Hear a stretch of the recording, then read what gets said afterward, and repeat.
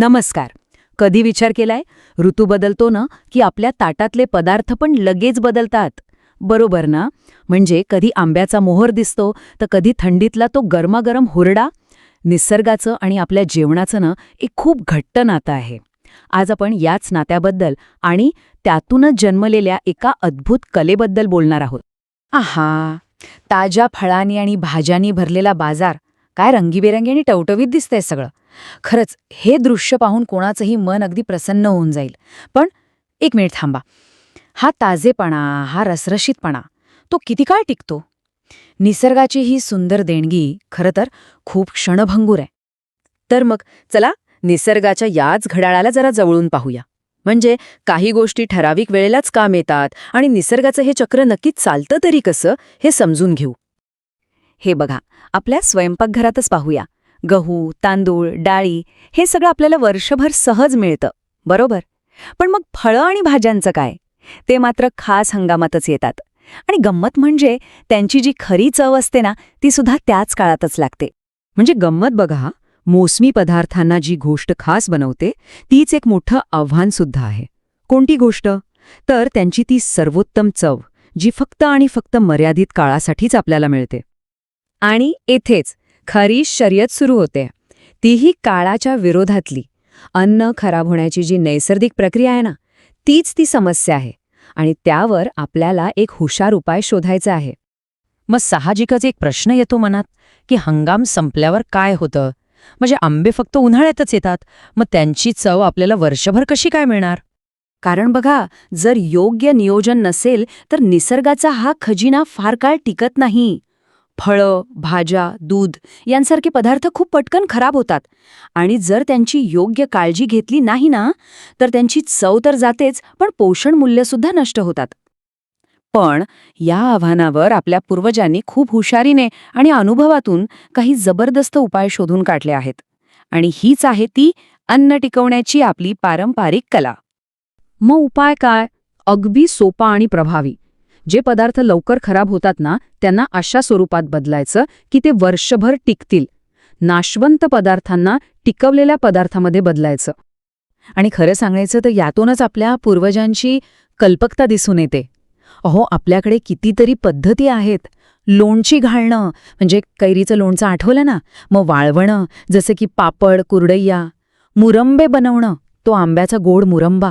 आणि हो, वर्षभर पुरतील असे खास मसाले तयार करणं. हे बघा, ताज्या भाज्या आणि फळांपासून बनवलेले हेच ते पदार्थ आहेत जे आपल्या जेवणाची चव अक्षरशः वर्षभर वाढवतात. हीच तर खरी किमया आहे, नाही का? बरं, मग या सगळ्या मेहनतीचं आणि ज्ञानाचं फळ काय मिळतं? चला ते पाहूया. या कलेचं सर्वात मोठं आणि सगळ्यात छान वैशिष्ट्य म्हणजे आपण कोणत्याही ऋतूची चव कधीही, वर्षभरात कधीही आपल्या ताटात घेऊ शकतो. विचार करा, उन्हाळ्यातल्या कैरीची चव हिवाळ्यात आणि हिवाळ्यातल्या भाज्यांचा आस्वाद चक्क पावसाळ्यात. चला, आता या माहितीच्या आधारावर काही विचार करायला लावणाऱ्या प्रश्नांकडे वळूया. स्वयंपाकघरातलेच प्रश्न आहेत हे. पहिला प्रश्न, आपण अन्न खराब झालंय असं नक्की केव्हा म्हणतो? कधी विचार केला याचा? म्हणजे नेमके कोणते बदल झाल्यावर आपण ठरवतो की हा पदार्थ आता खाण्यासारखा राहिलेला नाहीये? रंगात बदल झाल्यावर? वासात? की चवीत? आणि हा एक अजून रंजक प्रश्न आहे. अन्न खराब व्हायला लागणारा जो वेळ आहे तो ऋतूनुसार बदलतो का? काय वाटतं? उन्हाळ्यात पदार्थ लवकर खराब होतात की हिवाळ्यात? वातावरणातली उष्णता, आर्द्रता या सगळ्याचा काही परिणाम होत असेल का यावर? आणि आता शेवटचा, पण मला वाटते सर्वात महत्त्वाचा प्रश्न. आजच्या या सुपरमार्केटच्या युगात जिथे सगळं काही वर्षभर मिळतं, तिथे अन्न टिकवण्याची ही कला अजूनही आवश्यक आहे का? म्हणजे लोणची मुरंबे बनवणं, पापड कुरड्या करणं, ही पारंपरिक कला फक्त एक जुनी आठवण म्हणून जपायची की तिची आजही खरोखर काही गरज आहे? यावर विचार नक्की करायला हवा. असं आपल्यासोबत बऱ्याचदा होता नाही का? आपण खाण्यासाठी डबा उघडतो आणि आतमध्ये काहीतरी विचित्र दिसतं. म्हणजे आपला खाण्याचा पदार्थ खराब झालेला असतो. पण हे असं होतं का? यामागे नक्की कोण आहे? चला, आज जरा शोधून काढूया की यामागे नक्की आहे तरी कोण. ही बघा, आपल्यासमोर आहे एक बुरशी आलेली चपाती. आणि हाच आहे आपल्या केसचा मुख्य पुरावा. या पांढऱ्या हिरव्या धाग्यांच्या मागे एक मोठं रहस्य दडलेलं आहे. तर मग प्रश्न हाच आहे की ही चपाती अशी खराब झालीच कशी?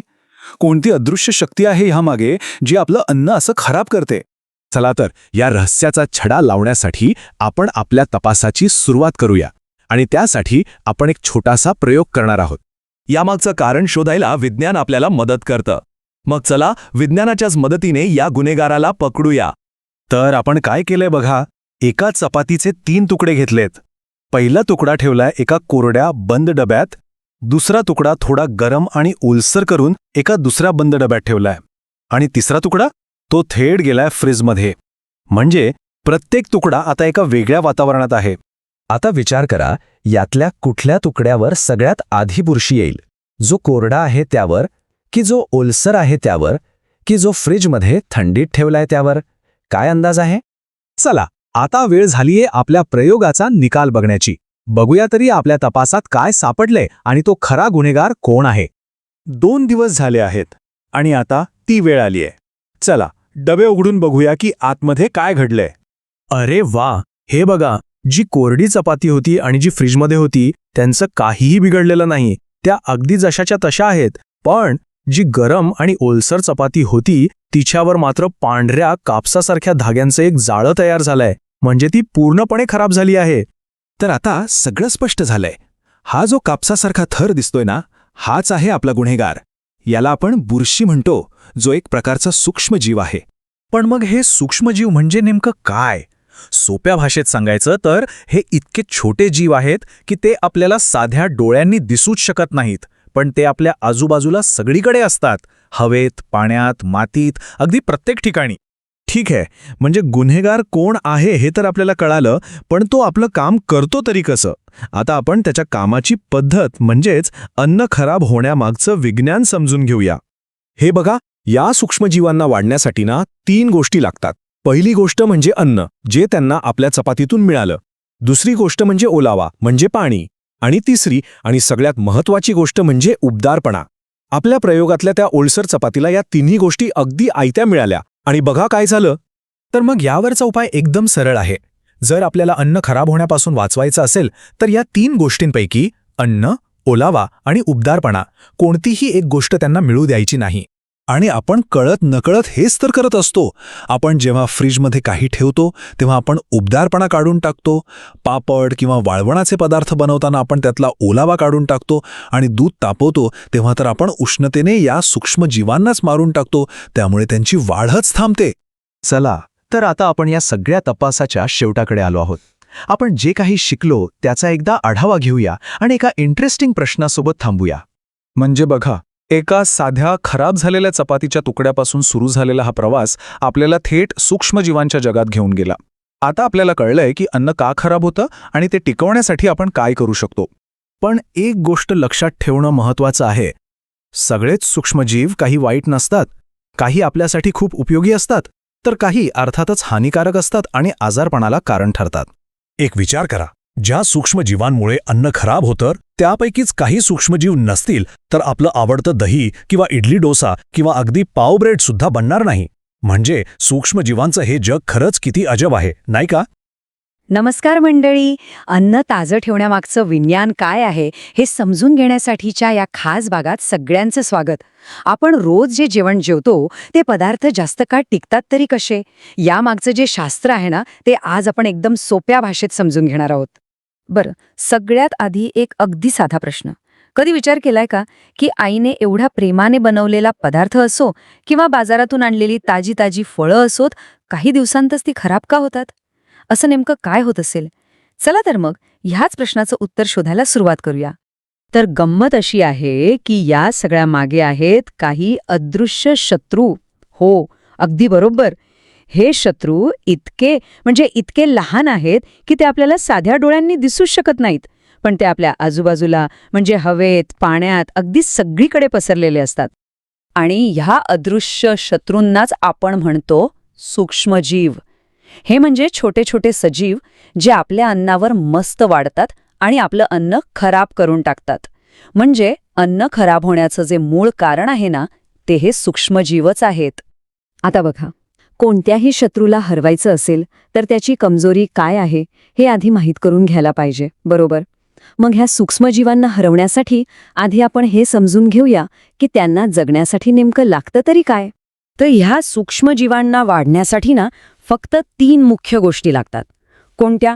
हवा, पाणी आणि ऊब, म्हणजे एक प्रकारचं योग्य तापमान.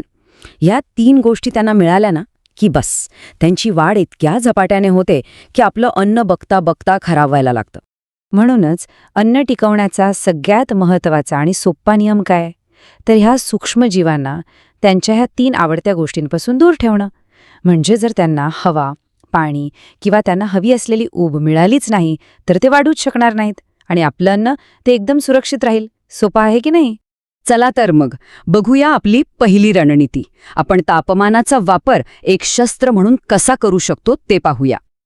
इथे बघा, एका बाजूला आहे फ्रीज. फ्रीजमध्ये काय होतं? थंड तापमान. या थंडीमुळे सूक्ष्मजीवांची वाढ एकदम हळू म्हणजे मंदावते, कारण त्यांना जी ऊब हवी असते ती मिळतच नाही. आणि दुसऱ्या बाजूला काय आहे? उकळतं दूध, म्हणजे प्रचंड उष्णता. या उष्णतेमुळे तर सूक्ष्मजीव पूर्णपणे मरूनच जातात. म्हणजे बघा, एकीकडे वाढ थांबवली जातीये तर दुसरीकडे त्यांचा थेट नायनाट होतोय. आता वळूया आपल्या दुसऱ्या पद्धतीकडे. ही पद्धत थेट सूक्ष्मजीवांच्या पाण्याच्या गरजेवरच हल्ला करते. आपल्याकडे पापड, कुरडई, सांडगे हे सगळं कडक उन्हात वाळवतात, बरोबर? याच प्रक्रियेला म्हणतात वाळवणे. यात काय होतं तर पदार्थातला पाण्याचा अंश पूर्णपणे काढून टाकला जातो. आणि विचार करा, जर पाणीच नसेल तर सूक्ष्मजीव वाढणार कसे? ते वाढूच शकत नाहीत. आणि म्हणूनच हे वाळवलेले पदार्थ वर्षानुवर्षे टिकतात. आपली पुढची रणनीती तर आणखी भारी आहे. ती म्हणजे ह्या सूक्ष्मजीवांसाठी चक्क एक अभेद्य किल्लाच तयार करणे. असा किल्ला जिथे ते आत येऊच शकणार नाहीत आणि आलेच तर तग धरू शकणार नाहीत. आपण पाहतो की अनेक पदार्थ हवाबंद डब्यात मिळतात. याने होतं काय तर बाहेरची हवा आणि ओलावा आत शिरूच शकत नाही. म्हणजे सूक्ष्मजीवांसाठी आत येण्याचा दरवाराच बंद. आणि म्हणूनच त्यांची वाढ थांबते आणि आतलं अन्न एकदम सुरक्षित राहतं. आता एक महत्त्वाचा शब्द समजून घेऊया, परिरक्षक किंवा प्रिझर्वेटिव्हज. हे म्हणजे असे काही खास पदार्थ जे अन्नात टाकल्यावर सूक्ष्मजीवांना वाढूच देत नाहीत. आता हे परिरक्षक नैसर्गिक असू शकतात, जसं की आपलं साधं मीठ किंवा साखर, किंवा काही खास तयार केलेले रासायनिक पदार्थही असतात. ह्या सगळ्यामुळे पदार्थाचं आयुष्य वाढतं आणि ते खूप काळ टिकतात. याचं सगळ्यात भारी उदाहरण कुठलं असेल तर ते म्हणजे आपलं लाडकं लोणचं. लोणच्यामध्ये तर या सगळ्या पद्धती एकत्र वापरल्या जातात. बघा आधी कैरी वाळवून घेतात, म्हणजे पाणी काढून टाकलं. मग त्यात मीठ, मोहरी, हळद, हिंग असे मसाले घालतात. हे सगळे स्वतःच नैसर्गिक परिरक्षक आहेत. एवढंच नाही तर साखर आणि तेलही परिरक्षकाचंच काम करतात. आणि शेवटी हे सगळं एका स्वच्छ, कोरड्या बरणीत घट्ट बंद करून ठेवलं जातं. म्हणूनच तर लोणचं वर्षभर आरामात टिकतं. आणि हो, एक गंमत सांगायची राहिलीच. आपल्या स्वयंपाकघरातले अनेक मसाले फक्त चवीसाठी नसतात, तर ते परिरक्षकाचं सुद्धा काम करतात. म्हणजे बघा, हळद, मोहरी, हिंग ही सगळी त्याचीच उदाहरणं आहेत. चव पण वाढवतात आणि अन्न टिकवायला पण मदत करतात. आहेत कुणी कामाचे. चला तर मग आपण आतापर्यंत जे काही पाहिलं ते थोडक्यात आणि महत्त्वाचे मुद्दे म्हणून पुन्हा एकदा बघूया, म्हणजे ते आपल्या अगदी पक्क लक्षात राहील. तर आपण काय शिकलो? सगळ्यात महत्त्वाचं, अन्न सूक्ष्मजीवांमुळे खराब होतं आणि त्यांना काय लागतं? हवा, पाणी आणि ऊब. आपण काय करतो? वाळवून पाणी काढून टाकतो, फ्रीजमध्ये ठेवून त्यांची वाढ थांबवतो, उकळून त्यांना मारून टाकतो, हवाबंद डब्यात बंद करून त्यांना आतच येऊ देत नाही आणि परिरक्षक वापरून त्यांच्यासाठी जगणंच मुश्किल करून टाकतो. आणि या सगळ्या चर्चेतला एक सगळ्यात महत्त्वाचा मुद्दा, जो रोजच्या जीवनात पाळायलाच हवा, तो म्हणजे बाजारातून कोणताही पॅक केलेला पदार्थ घेताना त्यावरची एक्सपायरी डेट म्हणजेच वापरण्याची अंतिम तारीख तपासायला अजिबात विसरू नका. हे खूप महत्त्वाचं आहे.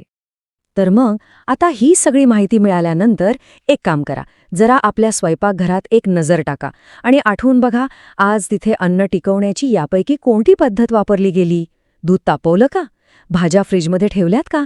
की जेवताना लोणच्याची बरणी उघडली? जरा विचार करून बघा.